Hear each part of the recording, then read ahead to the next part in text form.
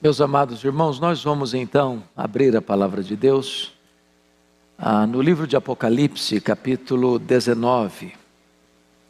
Apocalipse, capítulo 19. Nós vamos ler dos versos 1 ao verso 21, ou seja, todo este capítulo. Eu só peço que você depois mantenha a sua Bíblia aberta comigo no texto.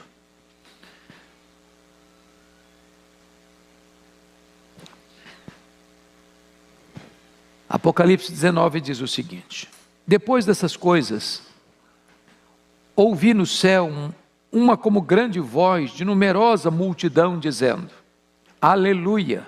A salvação e a glória e o poder são do nosso Deus. Porquanto verdadeiros e justos são os seus juízos. Pois julgou a grande meretriz que corrompia a terra com a sua prostituição, e das mãos dela vingou o sangue dos seus servos. Segunda vez disseram: Aleluia! E a sua fumaça sobe pelos séculos dos séculos. Os 24 anciãos e os 4 seres viventes prostraram-se e adoraram a Deus que se acha sentado no trono, dizendo: Amém, Aleluia! Saiu uma voz do trono exclamando: Dai louvores ao nosso Deus, todos os seus servos, os que o temeis, os pequenos e os grandes. Então, ouvi uma voz, uma como voz de numerosa multidão, como de muitas águas, e como de fortes trovões, dizendo: Aleluia, pois reina o Senhor, nosso Deus, o Todo-Poderoso. Alegremo-nos, exultemos e demos-lhe a glória, porque são chegadas as bodas do Cordeiro, cuja esposa a si mesma já se ataviou, pois lhe foi dado vestir-se de linho finíssimo, resplandecente e puro, porque o linho finíssimo são os atos de justiça dos santos. Então me falou o anjo: escreve, bem-aventurados aqueles que são chamados à ceia das bodas do Cordeiro. E acrescentou: são estas as verdadeiras palavras de Deus. Prostrei-me ante os seus pés para adorá-lo. Ele, porém, me disse: vê, não faças isso, sou conservo teu e dos teus irmãos, que mantém o testemunho de Jesus, adora a Deus, pois o testemunho de Jesus é o espírito da profecia. Vi o céu aberto, e eis um cavalo branco, o seu cavaleiro se chama Fiel e Verdadeiro, e julga e peleja com justiça. Os seus olhos são como chama de fogo, na sua cabeça há muitos diademas, tem um nome escrito que ninguém conhece, senão ele mesmo. Está vestido com um manto tinto de sangue, e o seu nome se chama o Verbo de Deus. E seguiam-no os exércitos que há no céu, montando cavalos brancos, com vestiduras de linho finíssimo, branco e puro. Sai da sua boca uma espada afiada, para com ela ferir as nações. E ele mesmo as regerá com um cetro de ferro, e pessoalmente pisa o lagar do vinho do furor da ira do Deus Todo-Poderoso. Tem no seu manto e na sua coxa um nome inscrito: Rei dos Reis e Senhor dos Senhores. Então ouvi um anjo posto em pé no sol, e clamou com grande voz, falando a todas as aves que voam pelo meio do céu: vinde, reuni-vos para a grande ceia de Deus, para que comais carnes de reis, carnes de comandantes, carnes de poderosos, carnes de cavalos e seus cavaleiros, carnes de todos, quer livres, quer escravos, tanto pequenos como grandes. E vi a besta e os reis da terra, com os seus exércitos, congregados para pelejarem contra aquele que estava montado no cavalo e contra o seu exército. Mas a besta foi aprisionada, e com ela o falso profeta, que com os sinais feitos diante dela, seduziu aqueles que receberam a marca da besta e eram os adoradores da sua imagem. Os 2 foram lançados vivos dentro do lago do fogo que arde com enxofre.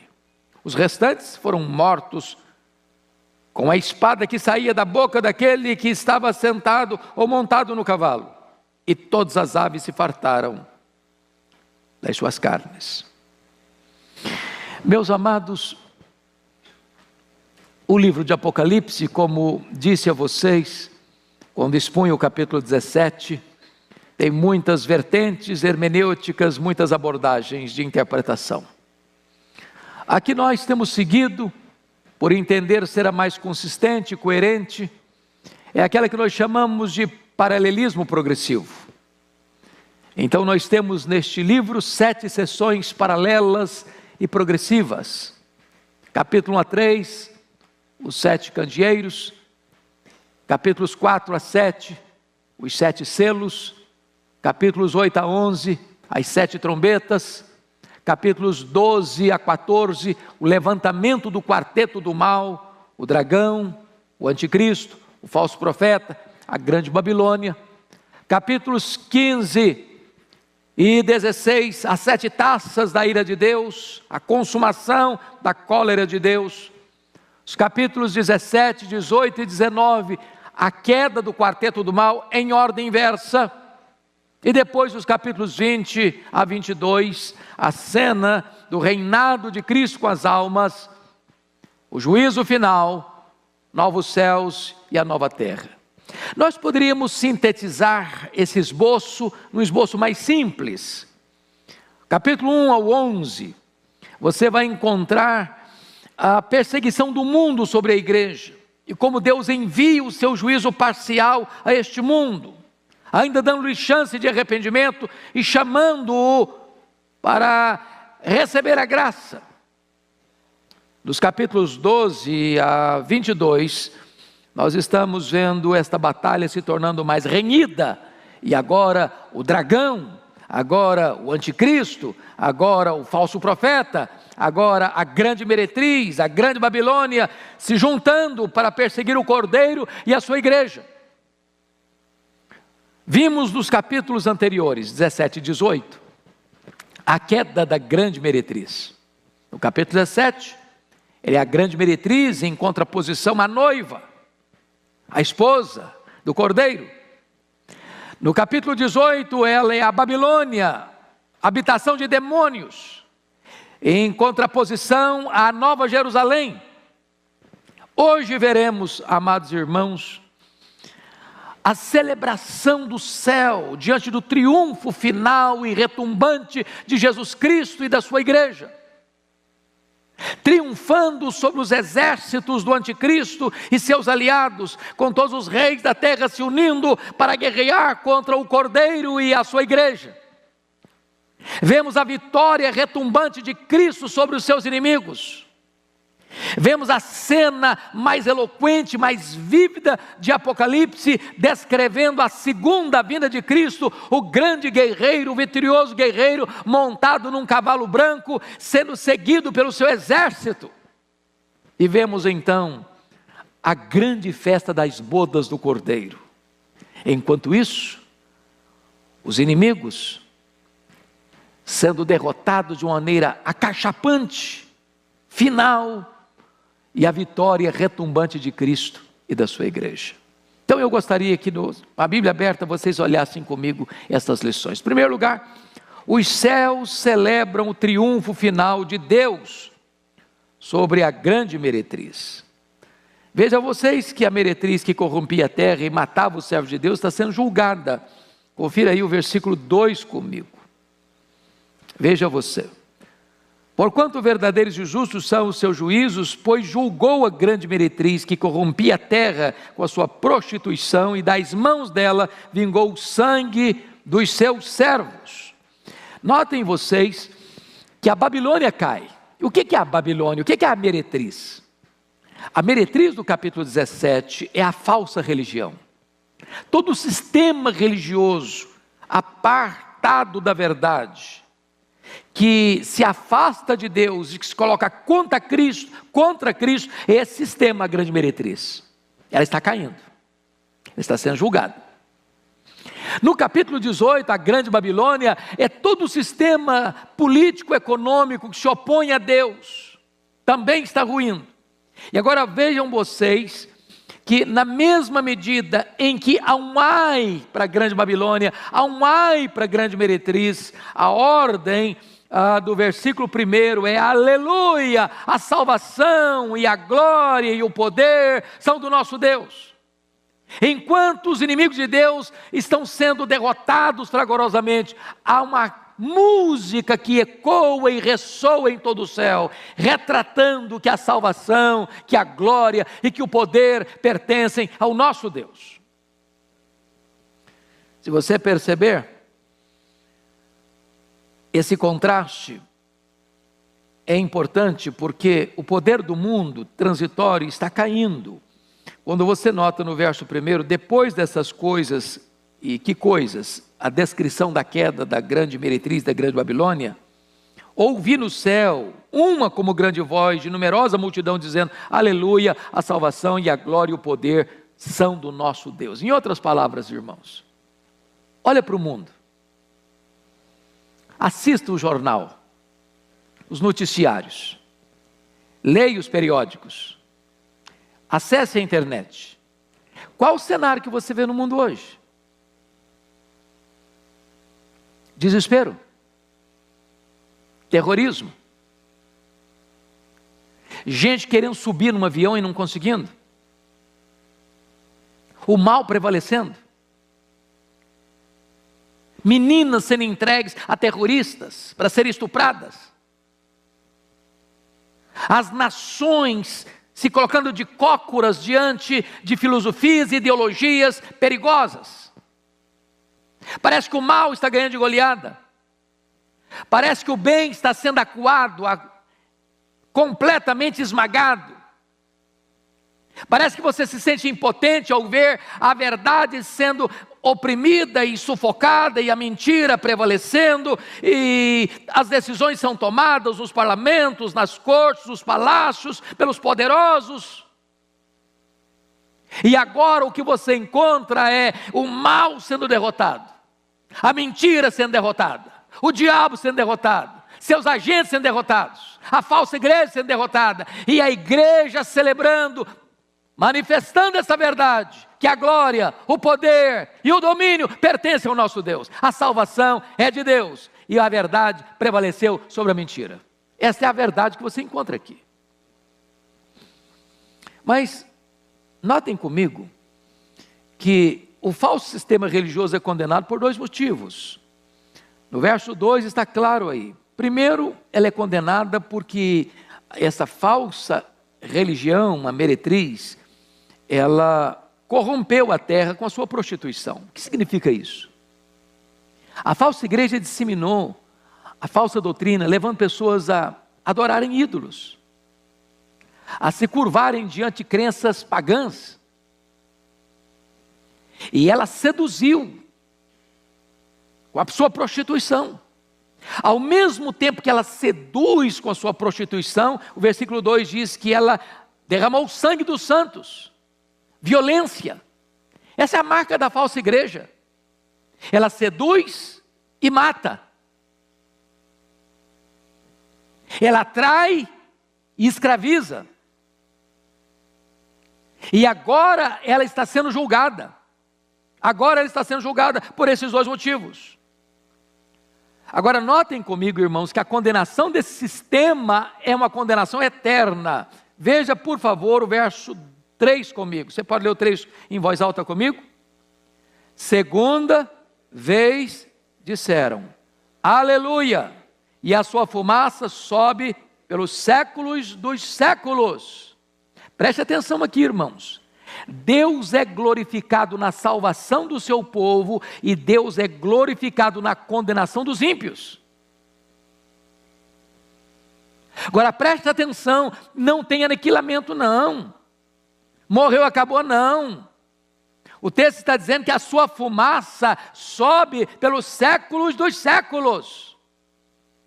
Há penalidades eternas, há condenação eterna.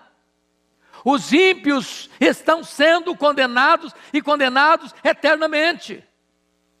O fogo não se apaga, os dentes continuam rangendo, o verme não cessa de comer, as trevas nunca vão beijar a luz. Mas notem mais, a igreja e os anjos adoram a Deus porque Deus está reinando. Vejam vocês agora comigo nos versos 4 a 6. Os 24 anciãos, e 24 anciãos é um termo para descrever toda a igreja, desde o primeiro homem que morre, Abel, até o último que vai ser salvo pela graça. E os 4 seres viventes é uma descrição de toda a ordem angelical, prostraram-se e adoraram a Deus. Então você vê que agora anjos e homens remidos estão prostrados para adorarem a Deus. Quem? Aquele que se acha sentado no trono. O que é que estão dizendo? Amém, aleluia. E agora veja você no versículo 5, saiu uma voz do trono exclamando, dai louvores ao nosso Deus, todos os seus servos, e os que o temeis, os pequenos e os grandes. Então esse momento, amados, na mesma maneira em que o mal está sendo derrotado, em que os ímpios estão sendo derrotados, que o diabo e seus agentes estão sendo derrotados, o povo de Deus está sendo conclamado, os anjos estão sendo conclamados a dar louvores, a dar glória, a dar rendição a reconhecimento da grandeza e da soberania de Deus. Agora veja o verso 6. Então ouvi uma voz, como de numerosa multidão, como de muitas águas, e como de fortes trovões, dizendo, aleluia, pois reina o Senhor nosso Deus, o Todo-Poderoso. Preste atenção aqui. Você e eu cremos que o nosso Deus reina, e Ele nunca deixou de reinar. Mas nem sempre o reinado de Deus é reconhecido por esse mundo mal. Não é verdade? Quantas pessoas zombam de Deus, escarnecem de Deus, aviltam a Deus, criam leis contra Deus, massacram o povo de Deus, queimam e jogam nas fogueiras a palavra de Deus, proíbem a palavra de Deus, botam gente na cadeia simplesmente por carregar uma Bíblia. Deus está dando corda. Mas haverá um dia, irmãos, em que todos aqueles que se opuseram a Deus, todo o sistema ante Deus vai ruir, vai colapsar. E então no universo vai se gritar com voz uníssona, anjos e homens, e a verdade é esta, aleluia, pois reina o Senhor nosso Deus, o Todo-Poderoso. A vitória do Senhor. Nós não seguimos aquele que talvez vença, não, nós seguimos aquele que já venceu. Nós que estamos nele já somos mais do que vencedores. Então, amados, agora vamos partir para um segundo ponto aqui do texto. Os céus celebram o casamento da noiva com o seu noivo, o Cordeiro de Deus. Veja comigo que enquanto a meretriz, a falsa igreja, está sendo julgada, a noiva, a verdadeira igreja, está sendo desposada pelo seu noivo. Veja comigo, por favor, os versos 7 e 8. Alegremo-nos, exultemos e demos-lhe a glória, porque são chegadas as bodas do Cordeiro, cuja esposa a si mesma já se ataviou, pois lhe foi dado vestir-se de linho finíssimo, resplandecente e puro. Vamos entender algumas coisas aqui, meus amados. Vamos entender algumas coisas aqui. Veja você que a noiva a si mesma se ataviou. Ou seja, você e eu nos santificamos. Você e eu precisamos nos santificar.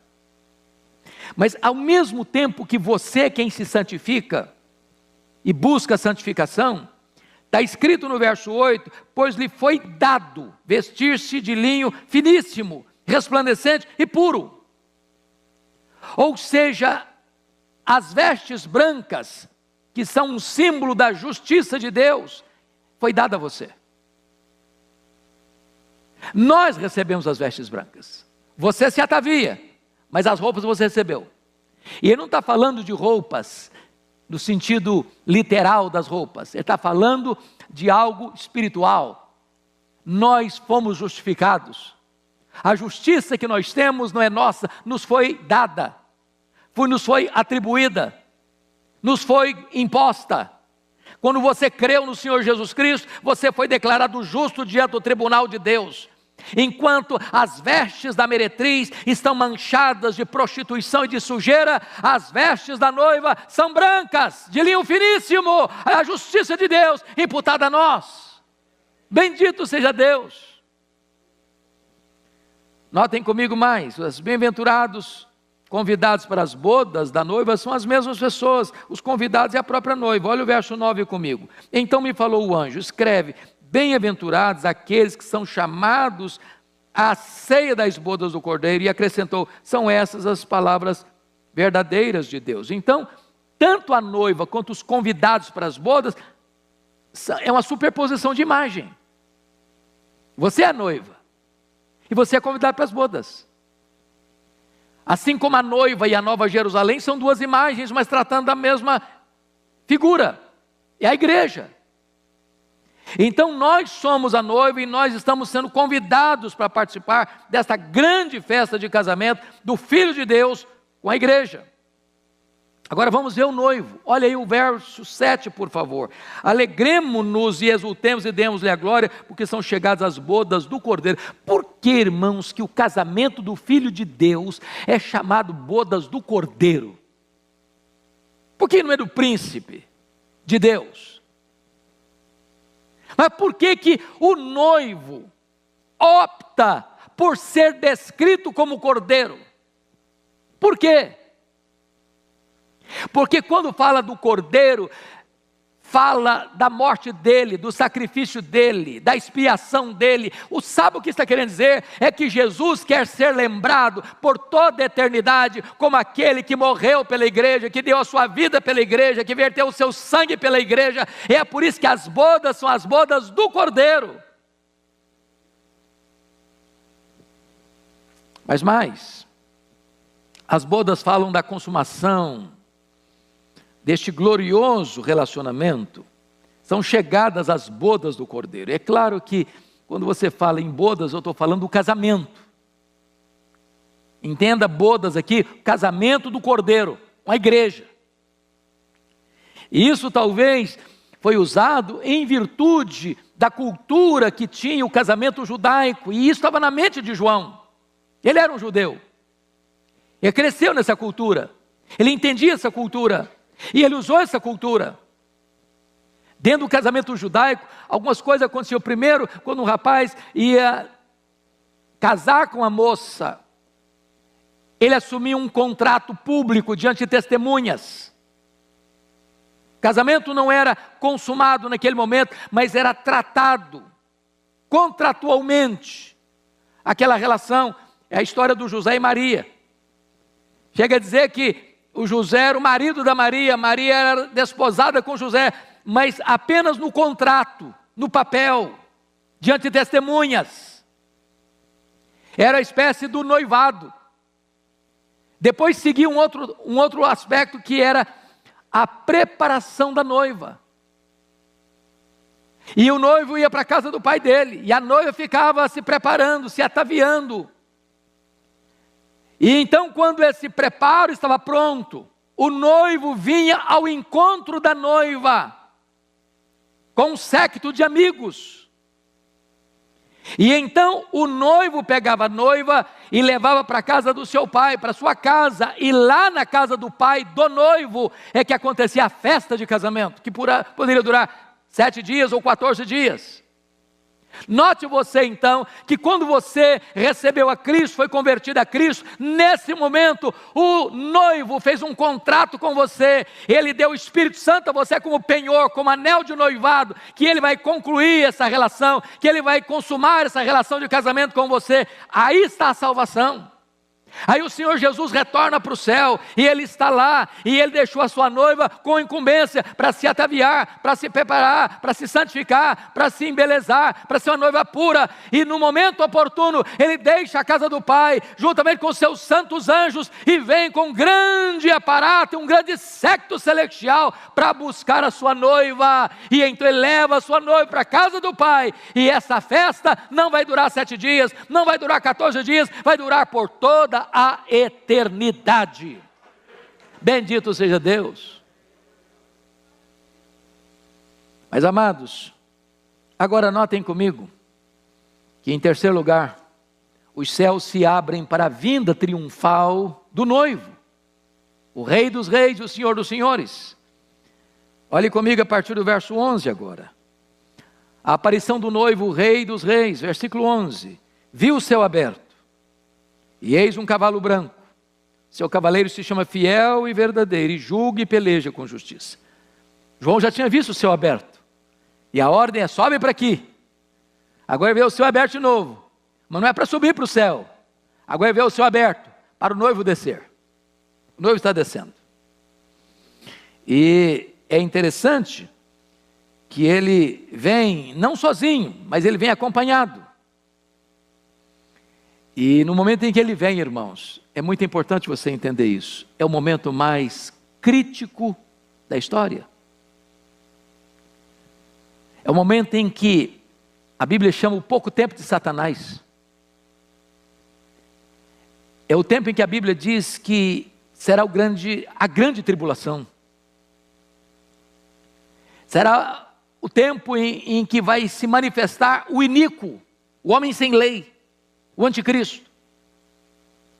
Vai ser o tempo em que os reis vão juntar todas as suas forças para lutar contra o Cordeiro e a sua igreja. E eu disse isso aqui, irmãos, parece-me que na segunda passada, uma coisa que vale a pena você entender. Porque agora o iníquo é detido por algo e por alguém. Este algo é a lei, é o sistema legal, que não permite que um ditador mundial se levante. Agora preste atenção, a palavra iníquo, o homem da iniquidade, o anticristo, essa palavra iníquo no grego é anomos. Sabe o que significa anomos? É o homem sem lei, ele não segue lei. Então o que significa isso? Significa que o ambiente, o pano de fundo onde vai se levantar o anticristo é um ambiente de ditadura do relativismo. Relativismo. Irmãos, essa é a agenda global. A agenda global do relativismo está aí, só não enxerga quem não quer ver. E é nesse veio, é nessa brecha que ele vem. Vai ser um tempo de angústia. Vai ser um tempo que Jesus Cristo disse, se não fosse abreviado por causa dos eleitos, não suportariam. Nós estamos vivendo já essa situação tão clara, tão eloquente, tão vívida diante dos nossos olhos. Mas ele vem nesse tempo, e quem é ele?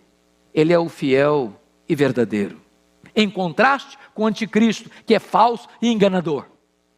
Ele é aquele que tudo perscruta. Olha o versículo 12 comigo. Os seus olhos são como chamas de fogo, ou seja, ele tudo sabe, tudo vê, tudo conhece, a todo sonda. Agora, o que mais? Olha comigo o verso 12, a parte B. Na sua cabeça há muitos diademas. O que significa isso? Coroas. O que significa isso? Significa que ele é o vencedor supremo. Ninguém pode enfrentá-lo e vencê-lo. Ninguém. Ele é o supremo vencedor.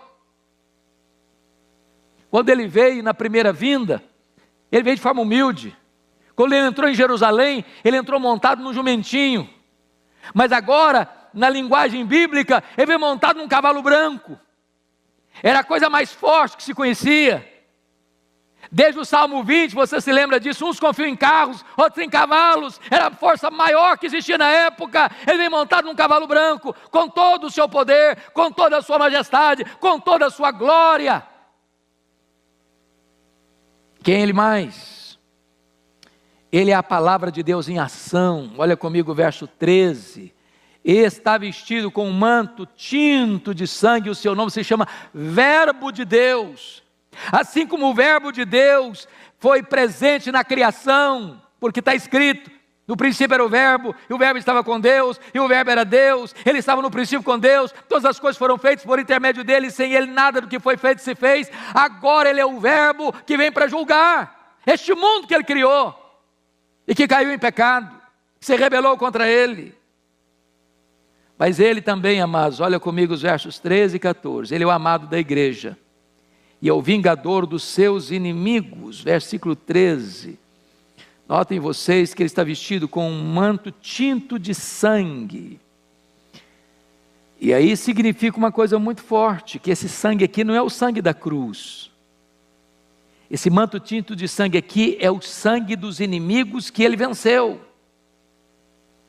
Seu manto está manchado de sangue, mas ele também, diz o texto, versículo 14, e seguiam-no os exércitos que há no céu, montando cavalos brancos com vestiduras de linho finíssimo, branco e puro.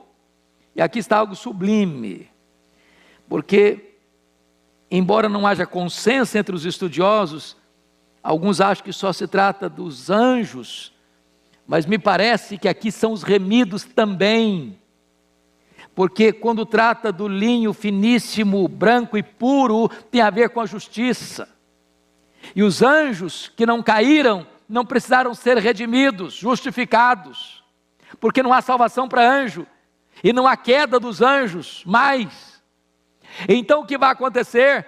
Quando ele vier na sua glória, todos aqueles que estão lá no céu, desde Abel, glorificados, aguardando o dia da ressurreição, porque quando Jesus vier, os mortos ouvirão a sua voz e sairão dos túmulos. Então aquelas almas que já estão no céu, reinando com ele, retornam com ele em glória, nesse grande séquito vitorioso. E agora notem comigo, que ele vem juntamente com os santos, mas vem também para recolher, e é por isso que ele manda os seus anjos como grandes ceifeiros, para recolher os eleitos, para recolher os salvos. E os ímpios, na linguagem bíblica, vão ser lançados no fogo, como palha. Mas os remidos de Deus, como trigo, vão ser juntados no celeiro. Ele vem para reunir a sua igreja, para salvar a sua igreja, para resgatar a sua igreja, para glorificar a sua igreja. Mas quem é ele? Olha comigo o versículo 16. Tem no seu manto e na sua coxa um nome escrito: Rei dos Reis e Senhor dos Senhores. Oh, amados irmãos, nenhum potentado do passado pôde receber legítima e justamente esse nome. Nem os faraós do Egito, nem os grandes imperadores dos poderosos impérios do passado, nem os Césares de Roma, nem os ditadores das grandes nações. Não, esse título é reservado exclusivamente para o Senhor Jesus. Ele é o Rei dos Reis, Ele é o Senhor dos Senhores. Mas notem comigo ainda, amados, notem comigo que o texto vai nos informar a derrota dos inimigos pelo Rei dos Reis. E essa derrota é descrita com cenas muito pesadas.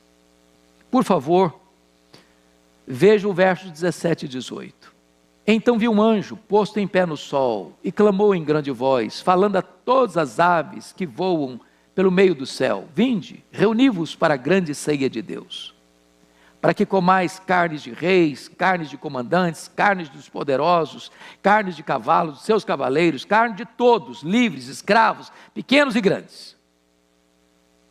Enquanto a igreja está celebrando o casamento, as bodas, diz a Bíblia que há uma convocação às aves para comer as carnes dos inimigos de Deus, de reis, de poderosos, pequenos, de grandes, todos. É claro que esta é uma cena pictórica, para descrever para nós a maneira de uma derrota plena, total, absoluta, irremediável, irreversível dos inimigos. O primeiro banquete é o banquete que os santos são convidados para entrar nas bodas, na festa de casamento. No melhor lugar, com as melhores companhias, com as melhores músicas.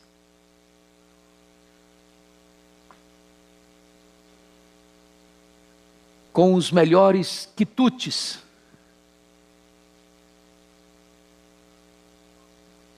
que não vai ter mais encerramento de festa, vai durar para todo sempre. Mas eu quero concluir, dizer para você que o Rei dos Reis triunfa sobre os seus inimigos na batalha final, a batalha do Armagedon. Veja os versos 19 a 21 comigo. Vejam vocês. E vi a besta, verso 19, e os reis da terra, com os seus exércitos, congregados para pelejarem contra aquele que estava montado no cavalo e contra o seu exército. Vamos entender isso aqui, irmãos. Às vezes eu vou a Israel, e lá tem um local que você vê do precipício, Monte do Precipício em Nazaré. Você olha e tem uma visão panorâmica do que se chama do Armagedon, o Vale do Armagedon. É a região mais verde, de melhor agricultura de Israel. E tem muita gente que pensa que essa figura é literal, que vai juntar os exércitos do mundo inteiro lá. Fica difícil você entender literal pelo seguinte: não cabe, é pequeno o local, é pequeno. Armagedon é muito mais um emblema do que uma geografia. Armagedon quer dizer que todos os inimigos de Deus estão unidos, coesos, para lutarem contra o Cordeiro e a sua igreja. Agora notem, que nessa guerra, não se dá um tiro, não se aciona um canhão, não se aciona nenhuma arma humana, nenhum tanque de guerra, nenhuma bomba atômica. Não. Nessa batalha só tem uma arma que será usada. Que arma é esta? Que arma é esta? E você vai perceber, no versículo 15, sai da sua boca uma espada afiada para com ela ferir as nações, e ele mesmo as regerá com cetro de ferro, e pessoalmente pisa o lagar do vinho do furor da ira do Deus Todo-Poderoso. Está entendendo aqui, irmão? Na grande batalha do Armagedon, a única arma que será usada é a palavra de Deus, é a palavra do juízo de Deus. Diz a Bíblia que o Senhor vai vencer os seus inimigos com o sopro da sua boca, é a palavra de Deus. O vencedor é o Cordeiro, ele que vem e vem para vencer, ele saiu para vencer, está vencendo e vencerá plenamente, finalmente, cabalmente, eternamente. O que vai acontecer com o anticristo? Com o falso profeta? Confira aí comigo. Verso 20, você pode ler em voz alta comigo? Vamos juntos? Mas a besta foi aprisionada, e com ela o falso profeta, e com os sinais feitos diante dela, seduziu aqueles que receberam a marca da besta, e eram adoradores da sua imagem. Os dois foram lançados vivos para dentro do lago, que arde enxofre. Lago do fogo que arde com enxofre. E o diabo? E o dragão? Confira aí o capítulo 20, verso 10. Vamos ler juntos? O diabo, vamos juntos? O diabo, o sedutor deles, foi lançado para dentro do lago de fogo e enxofre, onde já se encontram não só a besta, como também o falso profeta. Serão atormentados de dia e de noite, pelos séculos dos séculos. Tem aniquilamento aqui? Não. Penalidades eternas, pelos séculos dos séculos. Mas tem mais. E a morte? E a morte? Leia comigo. Capítulo 20, verso 14. Vamos juntos? Então, a morte e o inferno foram lançados para dentro do lago do fogo. Esta é a segunda morte, o lago do fogo. Mas tem mais. E os ímpios? E os que rejeitaram a Cristo? Olha o verso 15. E se alguém não foi achado inscrito no livro da vida, esse foi lançado para dentro do lago do fogo. Então preste atenção aqui. O sistema religioso e político e econômico caiu a grande Babilônia. O diabo lançado no lago do fogo, o anticristo lançado no lago do fogo, falso profeta lançado no lago do fogo, a morte lançada no lago do fogo, todo aquele que não tem nome escrito no livro da vida lançado no lago do fogo. A vitória é de Cristo e da sua igreja. Você segue o exército vencedor, meu irmão. Você faz parte da igreja que é vencedora. É vencedora. Então que Deus nos ajude, irmãos. Que Deus nos encoraje. Porque tem hora que se você ficar só escutando os noticiários, você fica para baixo. Você fica desanimado. Você fica depressivo. Você fica pessimista. Você precisa voltar o seu coração para as Escrituras. Você precisa voltar o seu coração para a palavra de Deus. Ela é o nosso alento, ela é a nossa força, ela é o nosso alimento. Que Deus nos abençoe. Vamos ficar em pé, vamos cantar ao Senhor.